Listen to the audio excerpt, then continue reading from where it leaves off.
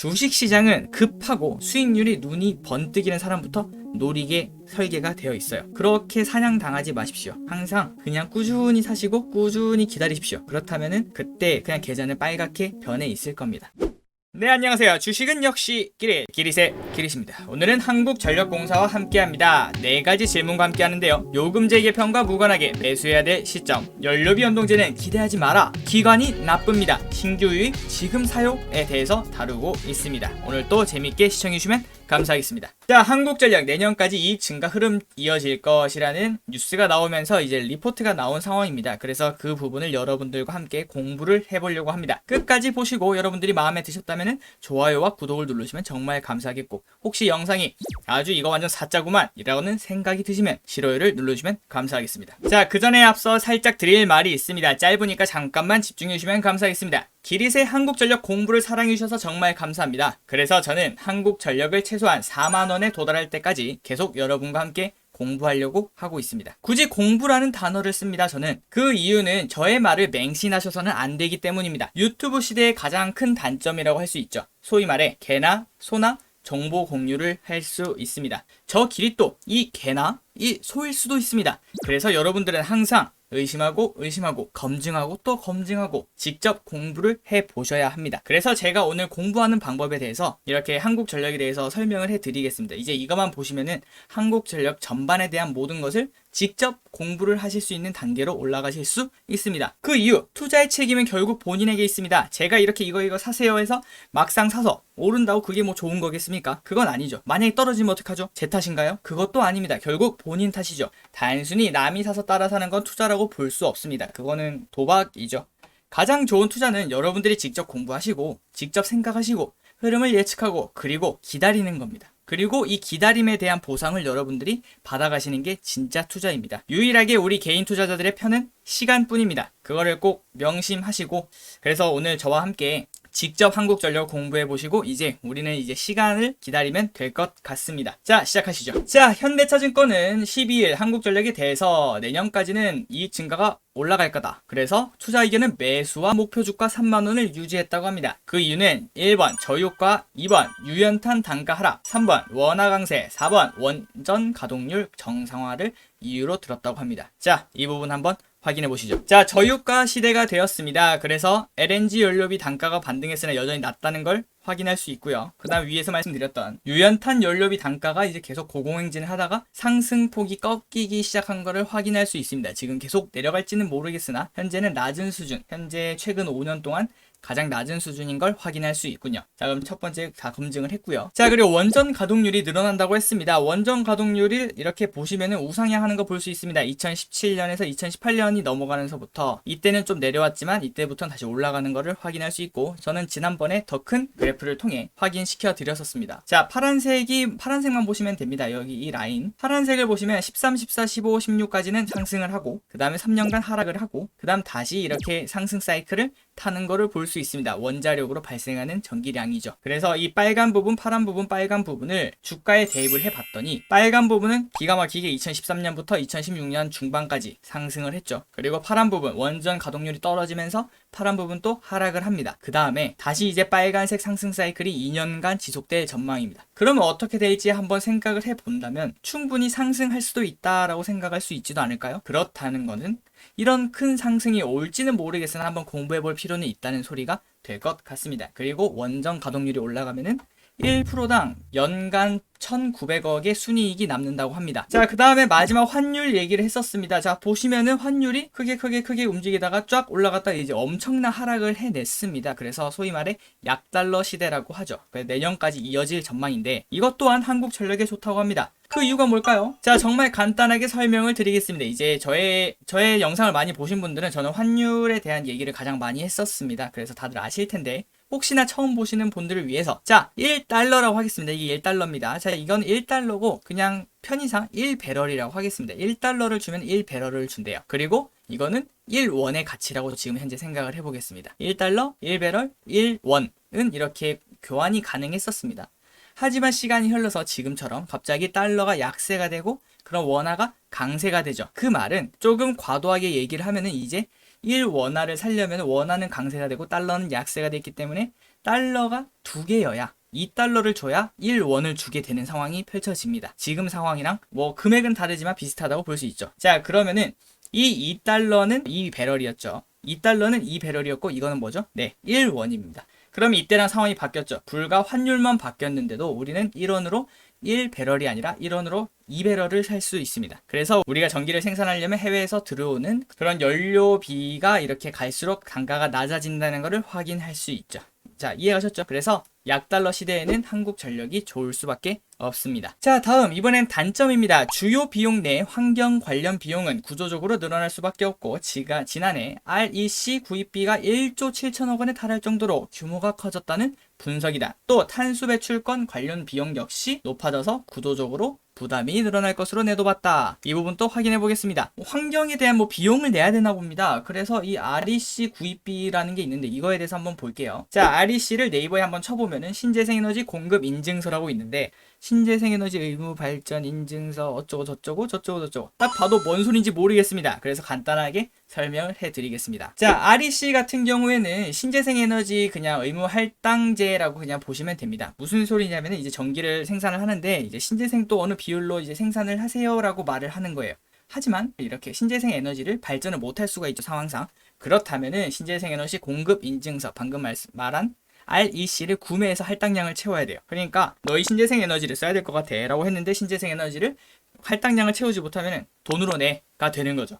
어찌 보면 좀 깡패인가? 라는 생각이 들 만큼 그런 상황이 펼쳐지고 있고 그 다음에 이 할당량이 갈수록 늘어나는 것을 확인할 수 있습니다. 이것을 간단하게 보면은 신재생에너지 의무 할당제가 그리고 플러스 탄소 배출권 구입 비용을 포함한 한전의 작년 환경 비용 이렇게 퉁을 치겠습니다. 두 개 합쳐서 환경 비용이라고 하면은 작년에 1조 7천억, 올해는 1조 8천억이었습니다. 생각해보면 되게 크죠. 이런 큰 비용이 있었구나 라는 걸 확인할 수 있었습니다. 하지만 올해 이 1조 8천억으로 늘어나도 올해 엄청난 흑자를 낸 걸로 봐서는 아직은 그렇게 크지 않구나 라는 거를 한 번 더 생각을 해볼 수 있고 내년에는 2조 4천억 원으로 급증할 수 있다. 그럼 이거 한국전력의 악재 아닌가요? 네, 악재 맞습니다. 이 환경 부분에 대한 거는 우리 현재 흐름과 역행하는 기업이랑 비슷하다고 생각을 하시면 돼요. 아직까지는 전기를 생산하는데 이제 환경을 생각할 수는 없으니까 석탄을 그렇게 많이 떼야 되니까. 하지만 어쩔 수 없이 이제 이런 상황을 흘러가고 있고 그렇다면 이제 이 내용을 그 악재를 풀어내야겠죠. 이제 그 악재를 어떻게 풀어낸지 한번 생각을 해봐야 될 것 같습니다. 자, 그리고 RPS 얘기가 나오고 그 다음에 REC를 구매해서 할당량을 채워야 된다라는 거 설명을 해드렸고요. 갈수록 높아지게 된다. 그래서 2024년 환경 비용은 3조 원으로 추산이 된다고 합니다. 그래서 시장의 트렌드랑 반대되는 종목은 투자 심리가 개선되기 힘든 상황이라고 하는군요. 이거 한국전력 사면 안 되겠는데 라는 생각이 들 수 있는 대목이었습니다. 자, 그래서 그 다음에 이제 제가 지난번부터 말씀드렸던 이 부분에 대해서 이 뉴스에서 다뤘더라고요. 환경 비용이 관건. 지금 우리 다들 이제 갑자기 한국 전력에 대해서 관심이 높아졌습니다. 그 이유가 연료비 연동제 때문에 그렇습니다. 하지만 저는 말씀을 드렸어요. 연료비 연동제는 그냥 3만원 올리고 끝이라고. 근데 우리는 그 3만원 올리는 거 그것 때문에 기다린 게 아니었습니다. 이 한전 빅사이클이 올 수 있다. 완전 이것도 사이클인가요? 라고 할 수 있겠지만 엄청난 큰 상승이 올 수 있고 그거는 4만원, 5만원 정도가 될 수 있다라고 저는 지난 시간에 말씀드린 부분이 있습니다. 그 기반이 뭐라고 했죠? 네, 그 기반은 환경 비용이라고 그때 말씀을 해드렸어요. 연료비 연동제로는 이거는 아직 부족하고 환경 비용을 소비자에게 우리 국민들에게 요금에 반영을 시켜야 주가가 과거 고점인 4만원에서 5만원을 회복할 수 있다라고 여기서도 정확히 적혀 있네요. 제 유튜브 보고 적은 건 아니겠죠? 네. 한전의 주가가 저평가되는 핵심 요인이 환경 비용 급증으로 인한 장기 성장성 우려이기 때문이다 라고 합니다. 그러면 이제 악재에 대해서도 한번 공부를 해봤네요. 자, 다음 원자재 가격에 따라 변동하는 연료비보다 환경요금 분리 부과가 연료비 연동제보다 환경요금 부과가 회사 실적에 더욱 큰 영향을 준다. 자, 그 다음에 향후 환경요금 분리 부과 반영 여부를 확인해야 한다라고 밝혔다. 그래서 나중에 지금 연료비 연동제는 사실상 아무것도 아닙니다. 그 다음에 오는 이제 환경요금을 어떻게 부과를 할 건가? 당연히 부과를 하게 돼요. 하지만 그 시기는 아무도 예측을 할 수 없겠죠. 자, 그 다음에 강 연구원은 장기적으로 요금제도 개편이 주가 캡으로 작용할 수 있으나 현 주가 수준에는 석탄 발전 가동률이 사상 최저. 그 말은 뭐죠? 이제 다른 원전이나 그런 것들이 올라가면서 그 내년까지 영업이익이 증익이 된다는 소리입니다. 증익 흐름이 이어질 전망. 그는 배당도 올해 이익을 기준으로 실시할 거기 때문에 최악의 경우 요금제도 개편을 방영하지 않더라도 주가 재평가는 이어져야 할 것으로 판단된다라고 말을 합니다. 배당을 한번 확인해 보시면은 정부 정책이 기반한 배당 성향 목표는 40%라고 합니다. 그거면 지금 주가로 생각을 하면은 거의 4% 정도의 배당을 예상 가능하고요. 그래서 제가 2만 원대 그렇게 고래고래 소리를 질렀죠. 사야 된다. 왜냐하면은 해자가 완벽했습니다. 안전 마진이 완벽했어요. 2만 원에서는 더 이상 내려갈 곳도 없었고 더 이상 나빠질 것도 없었고 배당도 올해 그때는 5%였거든요. 지금 이제 주가가 올라가서 4%로 떨어지게 되었죠. 하지만 아직 끝나지 않았다고 생각을 합니다. 자, 그리고 이 부분은 아까 제일 처음에 말씀드렸던 기관 나빠요라는 부분인데요. 자, 기관 외국인 순매매 거래량을 보시면은 2020년 12월 9일날 4%가 상승을 하면서 기관이 미친 듯이 산 거를 확인할 수 있습니다. 그러면은 이 정도면은 이유가 있겠죠. 그때 이제 뉴스 기사가 2개가 제가 확인해 본 결과 2개가 떴더라고요. 2개가 이제 연료비 연동제 가능성이 있다라는 그런 뉴스가 떴는데 그거 띄워놓고 이만큼을 매수를 한다? 저는 좀 그랬습니다. 이거는 그 개인 투자자들 같은 경우에는 이 뉴스에 반응할 수 있는 사람이 몇 명이 있겠습니까? 우리 다들 그때 뭐 출장을 갈 수도 있고 아니면은 운전 중일 수도 있고요. 아니면 그날따라 그냥 주시장 보기 싫었을 수도 있고 항상 전업 투자자가 아닌 이상 이런 거를 보기 쉽지 않겠죠. 그러다가 그냥 이유 없이 그 다음날 또 6%로 10% 오르니까 개미들은 그냥 다 나가는 겁니다. 이만큼 다 뺏긴 거예요. 그래서 개인 투자자들 무슨 일인지도 모르고 그냥 주가 올랐으니까 아이고 그동안 답답했는데 뭐 1% 빠지고 2% 빠지고 다른 건 다 가는데 삼성전자는 30% 올라가는데 한국전력은 3%도 안 올라간다라고 하면서 그냥 바로 매도를 한 거죠. 하지만 그게 물량을 다 뺏긴 겁니다. 그래서 이제 리포트라도 나왔겠지 하고 찾아봤는데 12월 9일은 하나도 나오지 않았고 그나마 12월 10일 날 이제 유진투자에서 나오고 이제 이틀 전 12월 11일 날 현대차에서 나왔군요. 이 2개는 그나마 괜찮은 것 같습니다. 이렇게 그래도 이틀이 지난 이후에 이렇게 적어주는 건 괜찮은데 너무 나쁘지 않나라는 생각을 해봅니다. 그리고 기관 중에서도 악질이 여기 있습니다. 여기 연기금 보이시죠? 연기금 보시면은 기관 물량이 이렇게 늘어나서 외국인 또 이제 그 다음날 12월 10일날 매수를 했습니다. 그래서 이때면은 이제 다들 알 사람은 알았다라고 생각을 할 수 있죠. 하루가 지났으니까. 금융투자도 그 다음날 늘렸고요. 보험도 늘렸고 그 다음 투신도 그 다음날 늘렸고요. 근데 연기금은 첫날에 그냥 이만큼 땡겼어요. 나빠요. 물론 연기금 받아서 우리 부모님 세대가 연기금 돈을 많이 받아야 되지만 이런 부분은 확실히 정보가 요즘은 모두가 평등하게 비대칭성이 없어졌다고 했는데 저는 조금 남아있다고 생각을 합니다. 그래서 아까 말씀드린 개인의 편 결국 시간 이때부터 이 인내의 시간을 계속 들고 이 전부터 엄청 있었겠죠. 지금 최근에 많이 댓글을 달아주십니다. 오랫동안 눌려 계셨고 오랫동안 투자를 하고 있어서 너무 답답했다. 그런데 이제 그런 분들이 온전히 이 가격 상승을 다 드시는 거고요. 그래서 결국 이런 거를 반응할 수 없기 때문에 개인은 시간이 유일한 편입니다. 그리고 저 길이 또 여러분들의 편이 될 수 있다는 거를 살짝 보여드리려고 가져왔는데 자 보시면 4일 전이에요. 아까 보시면은 12월 9일날 뉴스를 띄우고 기관이 미친 듯이 매수를 했죠. 근데 이거를 올린 거는 12월 8일에 이때에 대한 이런 설명을 해드렸고 왜 제가 뭐 뉴스가 나올 걸 알았냐? 저는 몰랐습니다. 그냥 타이밍은 몰랐어요. 이렇게 빨리 올지도 몰랐고 그 다음에 뭐 내년 초 아니면 뭐 이번 좀 말이겠지. 아니면 또 뭐 배당 받고 좀 기다리지 뭐 라는 그런 생각이었었습니다. 그래서 이제 한국전력에 대해서 계속 다뤘었고 그 다음에 일주일 전에서도 다뤘었고 그 다음에 2개월 전에도 다뤘었습니다. 그 다음에 3개월 전 이 기리세 주식노트 유튜브를 시작했을 때부터 한국전력에 대한 애정이 있었죠. 자 그래서 그때부터 계속 다뤄서 자 그럼 이제 질문이 딱 나올 하나밖에 없습니다. 아직 못 사신 분들이 있잖아요. 그럼 풀매수 땡겨야 됩니까? 자 근데 이 뉴스를 한번 보셔야 됩니다. 한전 올해 마지막 이사회도 패스 전기요금 개편 해 넘기나 1시간 전에 이런 뉴스가 나왔네요. 한국전력 요금제 개편과 무관하게 매수해야 방금 봤던 거고 연내 전기요금 개편은 사실상 물 건너가 뭐야 연료비 연동제 때문에 샀는데 이거 왜 이러지? 라는 생각이 충분히 들 수 있죠. 자 여기서 이제 생각을 해봐야 합니다. 자 이제 거의 영상이 끝났습니다. 마지막 집중을 해주시면 감사하겠습니다. 생각대로 흘러가지 않을 경우도 생각해야 됩니다. 2만원에서는 안 살 수가 없는 가격이었고 아까 말씀드린 대로 지금 가격도 쌉니다. 장기적으로 보면은 2만원에 사든 23,000원에 사든 아무 상관없어요.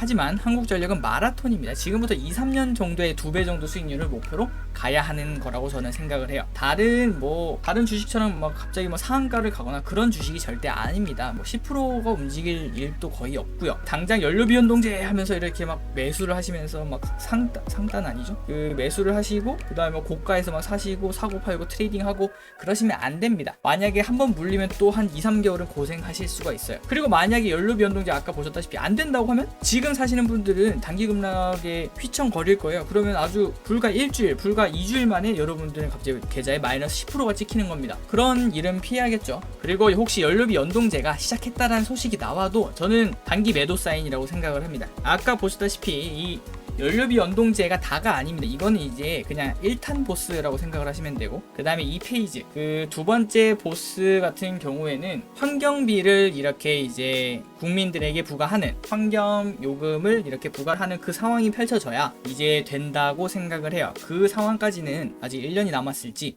2년이 남았을지 모릅니다. 그래서 저는 이거는 뉴스에 팔아라 라는 생각을 하고 있고요. 그 이유는 연료비 연동제란, 자, 이 부분 잘 들어보세요. 연료비가 싸면은 전기요금이 싼다는 소리예요. 자, 그럼 연료비가 비싸면 어떻게 되죠? 전기요금이 비싸지는 거죠. 그래서 이제 다들 이 부분만 생각을 하는데, 이제 이 부분을 생각을 해야 돼요. 연료비가 싸면 전기요금이 싸다.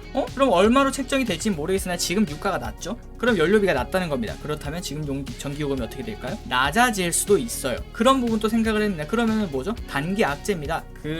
이 부분은 절대 엄청난 호재라고 보시면 안 되고요. 다들 착각을 하실 수 있는데, 다만 이제는 절대 적자 기업이 될 수는 없다라는 그런 안정감을 얻었다고 생각을 하시면 돼요. 이제 우리는 한국전력을 타고 2-3년 동안 2배를 위해서 달려가고 있는데, 거기서 이제 안전벨트를 이제 안전벨트 사준 거예요. 사람들이 안전벨트 메고 가, 오래 걸릴 수 있으니까. 그런 안정감을 얻은 거지, 이것 때문에 뭐 해가지고 바로 3만원 딱 찍고, 절대 네버 그럴 일 없습니다. 그렇기 때문에 2만원부터 들고 계신 분은 계속 들고 가시면 되고요. 아니면 뭐 조금 욕심 있으시면은 뭐 유가는 아무도 예상을 할 수 없는 거 아니겠습니까? 뉴스에 그냥 50% 매도를 하시면 되고요. 자, 그럼 신규 유입분들은 철저히 분할 매수하셔야 돼요. 까딱 잘못했다가 마이너스 10% 그냥 당할 수 있습니다. 주식시장은 급하고 수익률이 눈이 번뜩이는 사람부터 노리게 설계가 되어 있어요. 그렇게 사냥당하지 마십시오. 항상 그냥 꾸준히 사시고 꾸준히 기다리십시오. 그렇다면은 그때 그냥 계좌는 빨갛게 변해 있을 겁니다. 연료비 연동제는 마지막 정리하겠습니다. 연료비 연동제는 3만원으로 가는 발판, 진짜는 내년 혹은 내후년이 될 수 있는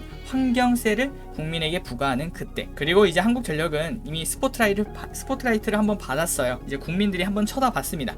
그런 호재가 있단 말이야. 다들 관심이 없었죠. 그런데 이제 거래량이 터지면서 없던 관심이 생겼습니다. 그래서 이제 한국전력은 이제 우상향하는 게 당연하다고 생각을 하고, 이제 그때까지 계속 4만원이 되든 5만원이 되든 그때까지 계속 저는 여러분들과 함께 할 겁니다. 거의 일주일에 3번, 4번 이상 한국전력을 다룰 생각이니까요. 자, 오늘 또 시청해주셔서 정말 감사합니다. 길이셨습니다.